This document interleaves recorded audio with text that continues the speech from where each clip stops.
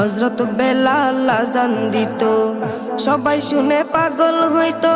হযরত বেলাল আযান দিত, সবাই শুনে পাগল হইতো। হযরত বেলাল আযান দিত, সবাই শুনে পাগল হইতো। তারা জানে কি যে মধু, তারা জানে কি যে মধু, কেউ তো জানে না। ইয়া মুহাম্মদ পেয়ারা নবী এসো নিরালায়, ইয়া মুহাম্মদ পেয়ারা নবী এসো নিরালায়।